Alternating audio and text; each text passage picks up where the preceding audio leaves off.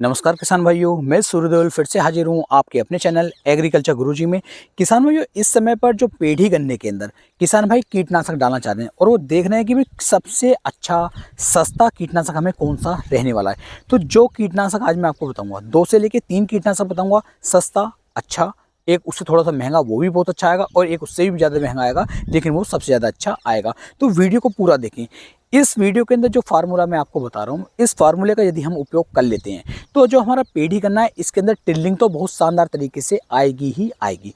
साथ ही साथ कीटों का जो अटैक है वो बिल्कुल भी देखने को नहीं मिलेगा। आने वाले 30 से लेके 60 दिन तक ये हमारे गन्ने की फसल को कीटों से बचा करके चलेगा। तो कौन सा कीटनाशक रहने वाला है, कौन सा ग्रोथ प्रमोटर रहने वाला है। साथ ही साथ हमारे पौधे की जो पत्तियां हैं, जो हमारे गन्ने के जो पत्ते होते हैं, ये पत्ते चौड़े होने शुरू हो जाएंगे। इनके ऊपर बिल्कुल भी पीलापन जो है वो आपको देखने को नहीं मिलेगा। हमेशा ध्यान रखिए, अगर हमारी पत्ती पीली पड़ रही है, उसके ऊपर जो है धब्बे से बने हुए हैं, तो हमारा गन्ना अच्छी तरीके से ग्रोथ नहीं कर पाएगा क्योंकि वो स्वस्थ नहीं है। तो पौधा हमारा स्वस्थ रहना बहुत ज़रूरी है। तो ऐसे कौन कौन से खाद हम डालेंगे, कौन से कीटनाशक का उपयोग करेंगे कि गन्ना स्वस्थ चले, अच्छी ग्रोथ कर सके, अच्छी बढ़वार कर सके, टिल्डिंग हमें शानदार देखने को मिल सके। तो वीडियो में लास्ट तक बने रहें। अगर आपके मन में कोई भी क्वेश्चन चल रहा है, कुछ प्रश्न है, कुछ भी आप पूछना चाह रहे हैं, तो जो नंबर मैंने ऊपर दिया हुआ है इसे आप व्हाट्सअप कर सकते हैं। हर तरह की जानकारी मैं आपको वैसे भी दे सकता हूँ, लेकिन कोशिश करता हूँ कि वीडियो में आपको सारी जानकारी दे सकूँ, आपको कुछ भी किसी और से पूछने की आवश्यकता ना पड़े। तो चलिए शुरू करते हैं। सबसे पहले किसान भाइयों, हमें देखना है कि अगर हमारा पौधा अच्छी तरीके से टिल्डिंग करके नहीं चल रहा है, अच्छी ग्रोथ नहीं हो पा रही है, तो हमें एक तो जो सल्फर हमारी रहती है, सल्फर का उपयोग हमें ज़रूर करना चाहिए। दूसरा, हमें अपने खेत के अंदर जिंक की कमी नहीं आने देनी है। अगर जिंक की कमी खेत के अंदर आती है तो जो खाद हम डालते हैं वो प्रॉपर तरीके से, अच्छी तरीके से सभी खाद काम नहीं कर पाते हैं, हमारे गन्ने को नहीं मिल पाते हैं। तो इस चीज़ का हमें खासा ध्यान दे करके चलना है कि भाई हमारे जो खाद पड़े हुए हैं खेत के अंदर, या जो खाद हम डाल रहे हैं वो काम कर भी रहे हैं या फिर नहीं। क्योंकि कई बार क्या होता है कि हमने खाद डाल दिया, खाद ने काम नहीं करा और हमें लगा कि भाई हमारे जो ये खाद थे लोकल थे, हमारी फसल पर इसका रिजल्ट नहीं मिल पाया। तो आप अपनी मिट्टी को चेक भी करवा सकते हैं, मिट्टी की जांच भी करवा सकते हैं। अगर जांच हम करवा लेते हैं तो हमें उन्हीं खादों को डालना होता है जिनकी हमें बहुत ज़्यादा ज़रूरत पड़ती है। अदरवाइज हम क्या करते हैं कि ठूसम ठास कुछ भी अपने खेत के अंदर डाल रहे हैं और रिजल्ट हमें अच्छे देखने को नहीं मिलते। तो इस काम को भी आप करके देख सकते हैं। अदरवाइज किसान भाई, जैसे जिंक है, सल्फर है, तो जिंक सल्फेट का हमें उपयोग कर लेना चाहिए। जैसे 33% वाली भी आ रही है, 21% वाली भी आ रही है।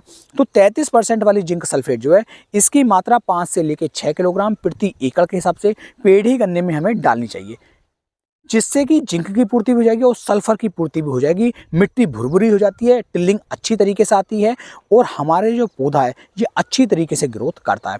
तो सबसे पहले जिंक सल्फेट हमें ले लेना है लगभग 5 से 6 किलोग्राम प्रति एकड़ के हिसाब से।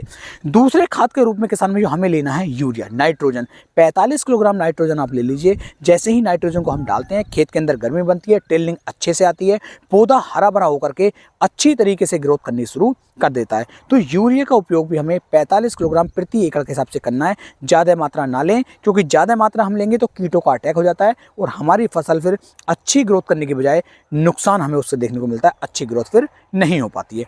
तो ये हो जाती हैं 2 खाद। अब बात करते हैं इसके साथ हमें और क्या मिलाना है। तो देखिए, इसके साथ में जैसे कि आपका आ रहा है ह्यूमिक एसिड।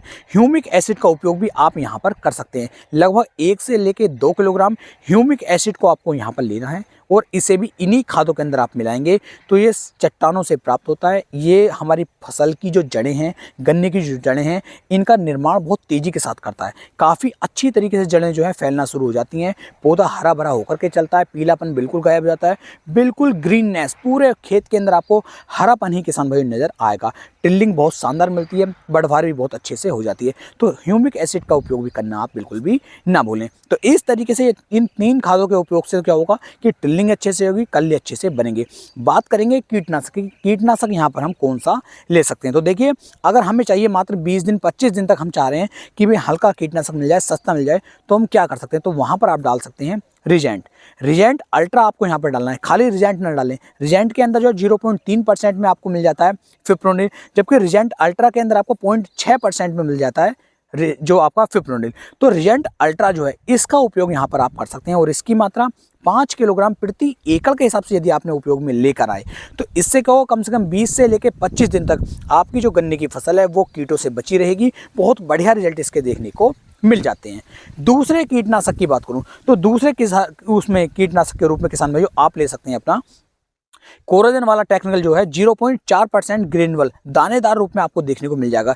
कई सारी कंपनियों को ये देखने को मिलता है। किसी भी कंपनी का प्रचार नहीं कर रहा हूँ, इसलिए कंपनी का नाम नहीं बता रहा हूँ, सिर्फ साल्ट में आपको बता रहा हूँ। ये साल्ट आपको किसी भी अच्छी कंपनी में देखने को मिल जाए तो आप इसे लीजिए और इसका उपयोग अपने गन्ने की फसल के अंदर करेंगे।